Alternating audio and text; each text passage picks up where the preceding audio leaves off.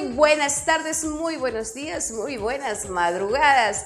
Desde Guayaquil, Ecuador, puerto principal del Ecuador. Quien les habla, Verónica Rosado, les da la más cordial bienvenida a la nueva temporada de su programa Emociones sin Censura. Un abrazo fraterno a nuestro querido productor, el señor Raúl Valdés. Sí, venimos con toda la algarabía, con toda la alegría y el entusiasmo en esta nueva temporada. Vamos a continuar con nuestros invitados de primera, siempre invitados de primera, para tratar muchos temas que a algunos no les agrada, a veces les desagrada, pero no hay problema. Si usted a veces piensa que no está afín con nuestra temática, simplemente siga buscando hasta que encuentre algo, pero a nosotros déjenos disfrutar de esta programación. Para todo Ecuador, un fuerte abrazo a todos nuestros paisanos en los puntos distintos de este mundo, de este planeta. Decimos que Ecuador siempre será nuestro país, con todo, con sus broncas, con sus aventuras, con sus aciertos y desaciertos. Somos un solo país, un solo puño, Ecuador. Bueno, vamos a dar la bienvenida a nuestro invitado. Vamos a recibir un fuerte aplauso. Desde Colombia nos acompaña Gustavo Gaitán Turner. Ahí está, Gustavo. Muy buenas tardes, buenos días, buenas madrugadas, como dices tú, Verónica. Un saludo muy especial para el productor, licenciado Valdés, y para toda la gente que te sigue en tu programa, que cada día toma más fuerza. Gracias, muy bueno. Para los que no conocen, él es un excelente periodista, cinematógrafo, además de consultor político, ¿sí? Él tiene mucho profesionalismo, mucha experiencia. Algunos ya conocen esa voz. Si por allí lo disfrutó y no sabía quién es, pues aquí lo tiene. Y siga compartiendo el enlace. El tema del día de hoy. A algunos no les gusta el tema de política. Pero hoy día vamos a hablar sobre lo que es la izquierda en Ecuador.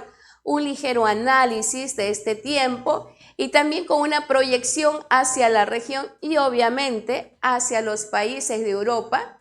¿Qué pasa realmente con la izquierda? Bueno, mi querido consultor, Gustavo, ¿qué le parece los resultados, o más bien lo que ha acontecido en esta última elección de las presidenciales aquí en nuestro país? Bueno, Verónica, en realidad lo que le ha pasado a la izquierda hace un mes que más o menos ocurrieron las elecciones en el Ecuador, el 13 de abril, prácticamente ha dejado a la izquierda ecuatoriana en shock. Una derrota de 11 puntos en el momento en que en la primera vuelta pues prácticamente habían quedado empatados. No hay duda que tenía que generar un proceso de autocrítica, y además de un proceso de autocrítica, pues la búsqueda de una nueva senda, un nuevo camino para que pueda de alguna manera seguir vigente la izquierda en el Ecuador. Se puede decir en este momento que la izquierda la constituyen únicamente el correísmo, RC5 y Pachacuti. Los demás partidos que son de centro izquierda, centro derecha, realmente muchos han quedado, como se suele decir, en capilla porque probablemente pierdan su personería jurídica en las próximas elecciones por los malos resultados electorales. Inclusive dentro de estas posibles organizaciones que pueden desaparecer estaría inclusive el Partido Social Cristiano. Entonces, primero, para definir quién es la izquierda en Ecuador, pues hay que hablar específicamente de estos dos movimientos que son los que dominan, podríamos decir, la agenda parlamentaria en este momento. ¿Por qué Gustavo, queda en shock? un ratito, Gustavo, vamos a aclarar unas cosas, ¿no? Mucha gente piensa que los partidos tradicionales, como el Partido Socialista, que es el único que tiene un casillero, ¿sí?, en la actualidad dentro del Consejo Electoral, Asimismo lo perdió cuando lo tuvo el Partido Comunista del Ecuador, ¿sí? Pero ahora, dentro de lo que podríamos denominar a la antigua izquierda, solamente la tiene el Partido Socialista y vemos que está por muy abajo del correísmo, o sea, RC5, lo que sí preocupa. A mí en lo particular me preocupa algo, lo que ocurrió también en el tiempo de velasquismo, que era una fuerza en su momento, pero lamentablemente al fallecer Velasco Ibarra también desapareció como tal.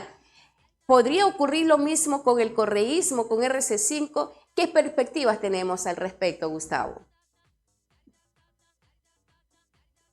Bueno, pues yo creo que esas cuentas que tú estás ahorita más o menos enumerando son las que está haciendo la mayoría de la prensa. Es decir, en este momento hay una tendencia a que el correísmo debe desaparecer, que la mayoría de sus asambleístas están en desbandada, están sufriendo camisetazos. Hoy veía hace pocas horas un medio ecuatoriano que ya anunciaba que prácticamente ADN tiene la mayoría en el Congreso y de esa manera pues prácticamente daban como por concluido el tema del correísmo. Pero yo no me atrevería a ser tan catastrófico para decir que el correísmo está acabado en el Ecuador. Primero, porque tiene una gran cantidad de alcaldías y prefecturas. Segundo, porque además de ser fuerte burocráticamente en todas estas alcaldías y prefecturas, todavía tiene fuerza en el Congreso. O sea, realmente sigue teniendo más del 30% de los congresistas, aun cuando se ve la desbandada que está anunciando en la prensa. Y a mi manera de ver, no fue que Daniel Noboa ganó las elecciones por 11 puntos. Yo creo que otra vez la gente y ese grupo de indecisos votó contra Correa. Es más, yo pienso que ni siquiera votó contra Luisa. De tal manera de que decir que el correísmo está en vías de extinción o se está acabando o que probablemente pueda ser suplantada por otro tipo de fuerzas, me parece bastante aventurado.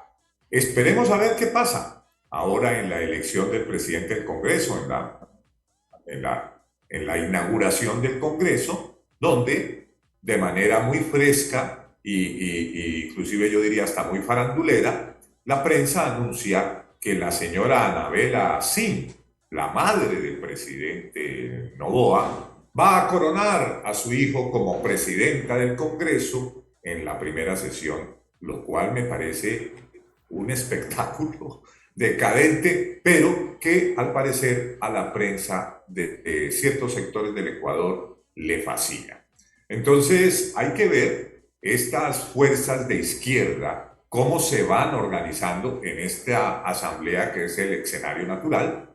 Y de todas maneras hay muchas fuerzas, como tú bien lo indicas, el Partido Socialista, ¿no? Inclusive algunas otras fuerzas como la Unión Popular, la Unidad Popular, que también siempre han estado en el espectro de la izquierda, como de todas maneras van comenzándose a integrar en esta nueva etapa que tienen que vivir todos los movimientos y partidos de izquierda, Verónica. Bueno, usted es el experto en consultoría política, mi querido Gustavo. ¿Qué es necesario para realmente que sea el pueblo que tenga un verdadero representante en esa sesión presidencial? ¿Sí? ¿Por qué? Porque hemos visto que no hay representatividad del pueblo. Obviamente Daniel Noboa va a representar siempre a la parte que tienen el capital en el país, ¿no? Y obviamente sus decisiones no van a ser para favorecer a los más desventurados del país, que estamos hablando de un alto porcentaje de la población ecuatoriana. Muy interesante tu pregunta, Vero. En realidad, lo que debe hacer en este momento todos los movimientos de izquierda es realmente comenzar a pensar en cómo van a construir la oposición. Es decir, una oposición constructiva, una oposición inteligente, una oposición que no sea irascible, y de eso tiene mucho de dónde cortar tanto el correísmo como Pachacuti como todos los movimientos de izquierda. Porque realmente, si uno ve el ideario del presidente Noboa, pues tampoco es que ofrezca nada nuevo o nada muy diferente a lo que inclusive ofreció el presidente anterior, Guillermo Lasso. Así es. Sus fórmulas de seguridad parecen ser las mismas, ¿no?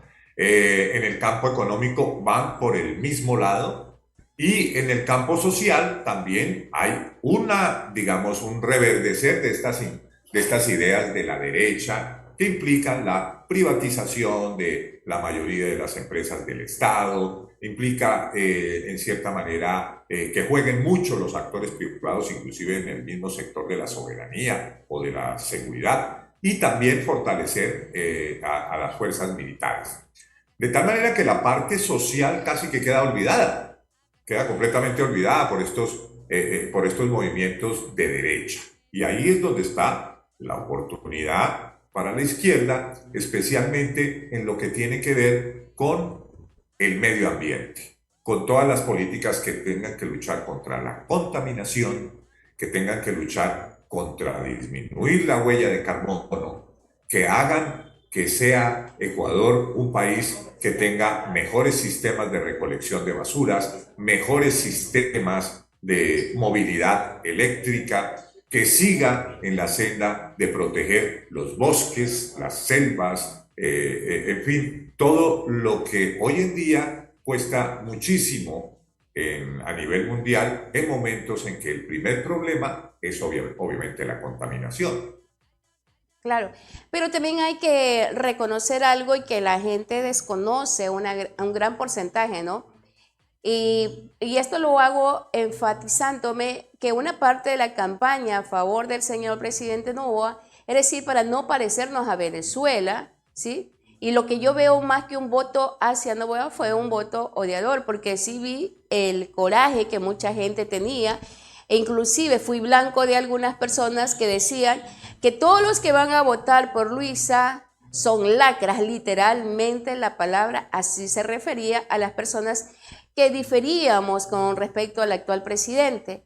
Pero hay algo más que quisiera que se deje en claro. Lo que usted goza como empleado con respecto a décimos, al seguro, tener un buen trato en un ambiente de trabajo y lo demás, ¿se lo debe a quién? ¿A la derecha o a la izquierda? Gustavo, te perdí, ¿dónde estás? Ok, aquí estás, ok.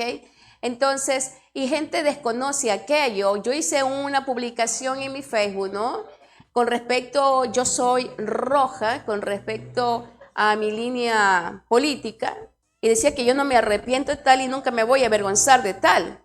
Y alguien decía, sí, pero la gente tiene que aprender a trabajar, si quiere tener educación, que vaya a trabajar para que tenga salud. Sí, si tú quieres algo mejor, pero el gobierno es el que tiene que trabajar una parte presupuestaria con respecto a cubrir lo que tú decías, la parte social, la parte de educación, la salud, que veo que por ahí da mucho que hablar. Tenemos ya fallecidos con respecto al tema de enfermedades de tuberculosis, cuando ya hace muchos años a nivel mundial era una enfermedad que se podría superar.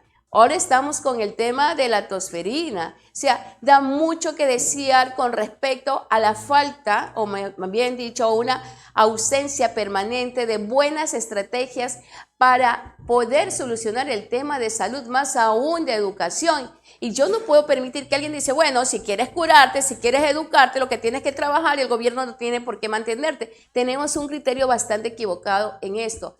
Y sí me gustaría, a través de tu experiencia, que marques que muchas cosas y beneficios, al menos dentro del área laboral, se debe por la lucha que han tenido ciertos grupos de izquierda, mi querido Gustavo. Sí, así es, estimada Verónica, porque realmente si vemos que la izquierda generalmente, por ejemplo, la izquierda en el Ecuador, los sindicatos han sido parte de la izquierda, ¿no? Han formado parte inclusive de partidos políticos, el sindicato Así de los es. maestros, el sindicato de los trabajadores de la salud, en fin. Pero cuando hablamos de la izquierda correísta, Verónica, pues ahí entramos en un proceso un poco raro de extravío ideológico, diría yo, Completo. porque desde el mismo comienzo en que salió Correa, hace 20 años, la primera campaña que él hizo, pues prácticamente Correa, dentro de su vocabulario, dentro de sus plataformas, no tenía de izquierdista absolutamente nada. Para nada. Además de él decir hasta la victoria siempre en su cierre de sus discursos, no tenía lenguaje, no tenía argumentos socialistas para nada, ¿no? Y era evidente que el presidente Correa pues estaba defendiendo y la mayoría de sus ideas venían de la doctrina social de la Iglesia Católica. Él, su origen realmente no es ni los sindicatos ni los partidos de izquierda, sino es este grupo jubileo y además sus clases que dictaba y eran sus ingresos en las universidades más burguesas del país. Entonces no se puede decir que Correa haya sido un hombre de base dentro de la izquierda. Lo que Negativo. pasa es que Correa estaba en el lugar exacto para ser ministro de Economía, hizo un buen ministerio de Economía, se proyectó y él vio en la oportunidad, una gran oportunidad de recibir un respaldo político matriculándose en el chavismo. ¿Mm?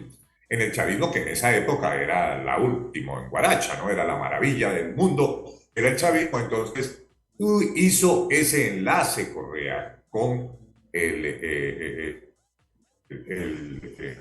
expresidente o el señor Chávez, y de ahí comenzaron a reciar las críticas de que había una similitud entre Correa y Chávez, y esa similitud ideológica nunca la hubo. Nunca, De para todas nada. maneras, Correa fue un gran aliado de Chávez. La forma en cómo se montó la constitución en el Ecuador de Montecristi fue muy similar a lo que se Ah, hizo en Venezuela e inclusive posteriormente a lo que se hizo en Bolivia, ¿no?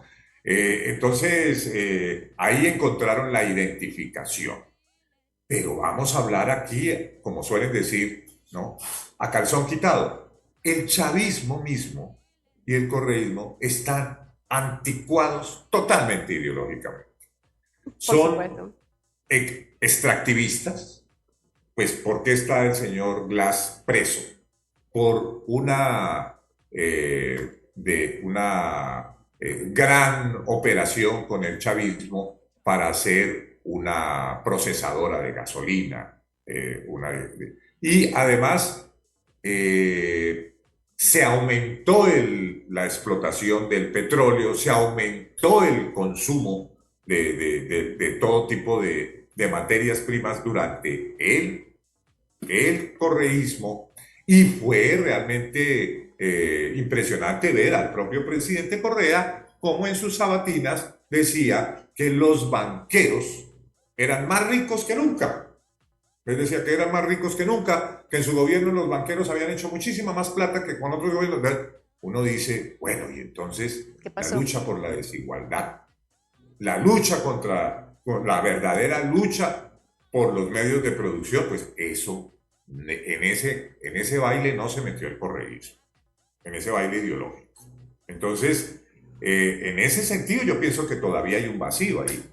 Y ese vacío se debe llenar viendo, obviamente, lo que están haciendo los grandes movimientos socialistas en el mundo. Por ejemplo, el Partido Comunista Chino.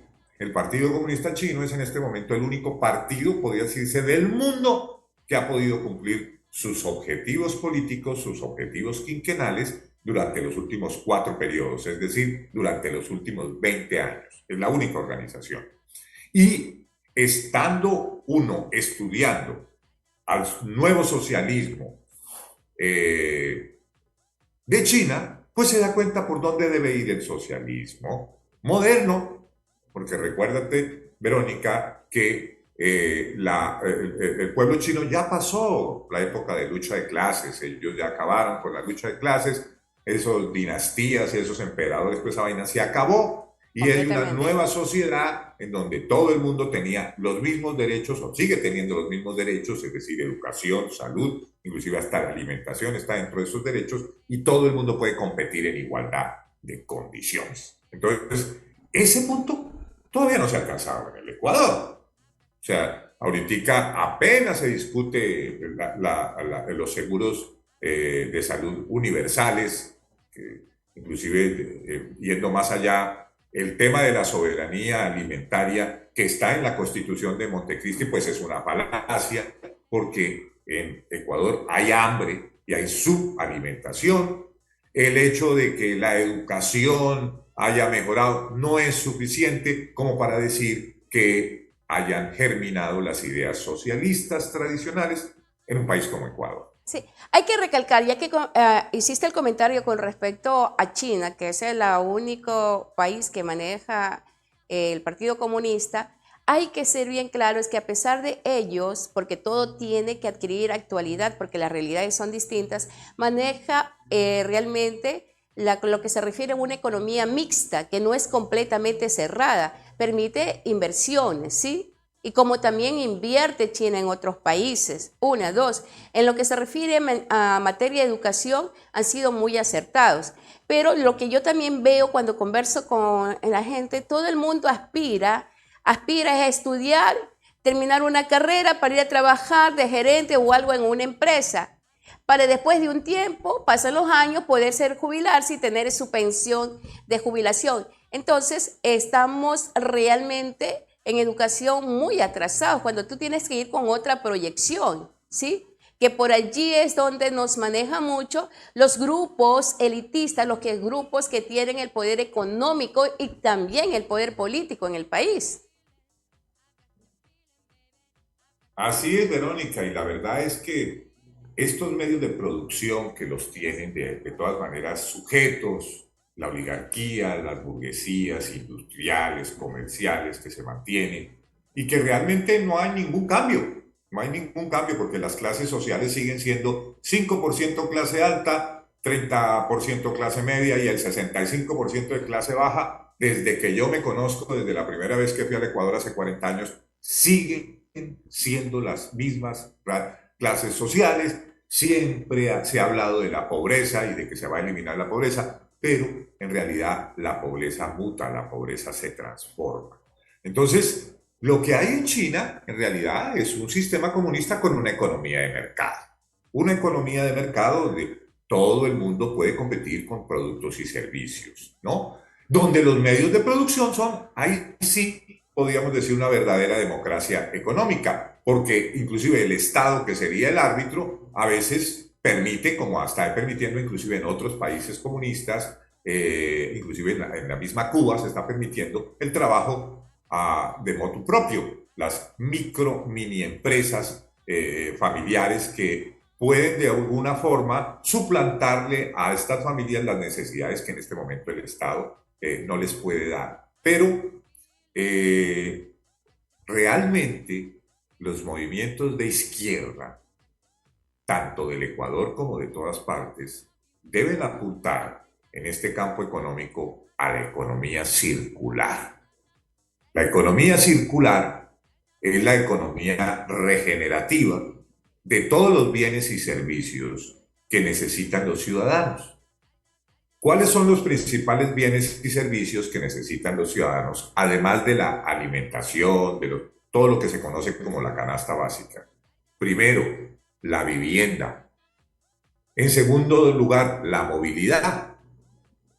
Entonces, hay que pasar a esta economía circular en base a que al cambio climático y en este sentido, por ejemplo, la economía circular nos dice que hay que cambiar todos los techos, todas las paredes de todas las casas del Ecuador, de los 5 millones de viviendas que hay que cambiarlos.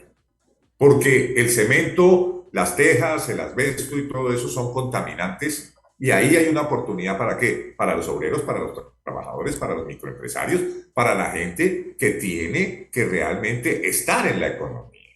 A ver, a un Hay ratito, que a modernizar ver, vamos, en no esta te, economía, sí, me en esta parece, economía en circular, perdón. sí, espérate, no me adelantes porque ese sería tema para nuestra segunda entrevista, mi querido Gustavo. Dejemos la economía circular para la siguiente, no le demos todo, completamente todo servido hoy día. Dejemos que nuestra querida audiencia pueda degustar poco a poco qué es lo que se ha venido diciendo y darles oportunidad a que ellos revisen cierta información y nos puedan hacer llegar sus inquietudes y preguntas. Y para la segunda parte, que sería la próxima semana, ya te pongo así, hablar netamente de la economía circular y la gente ya venga preparada con respecto al tema, porque allí sí es necesario abrir las preguntas que van a nacer de la temática. ¿Te parece, Gustavo? Excelente, excelente porque inclusive la gente puede participar, puede hacer sus preguntas y de qué manera ellos pueden entrar en la economía circular, porque en la economía circular puede entrar el obrero, puede entrar el que recoge la basura, la ama de casa que puede hacer compost en su casa, o sea, en la economía circular no necesitamos permiso de ninguna cámara de comercio, ni ninguna superintendencia de compañías, de ningún banco. Entonces, eso es el futuro. De tal manera que ahí queda retratada la derecha, Verónica. ¿Qué es lo que propone, por ejemplo, el presidente Daniel Noboa? Explotar más petróleo, construir más cárceles, bajar los presupuestos del Estado. Entonces, o sea, es tan falta de imaginación la derecha, ¿no? Claro. Circula en base a los mismos paradigmas que a mí me parece que la oportunidad, y como bien dices tú, la mesa está servida para la izquierda. Así es, Gustavo. Yo te agradezco infinitamente por habernos acompañado el día de hoy. Te invito, por favor, el próximo lunes vamos a hablar netamente de lo que es economía circular. ¿Algunas últimas palabras de despedida, mi querido Gustavo, por favor? Fantástico.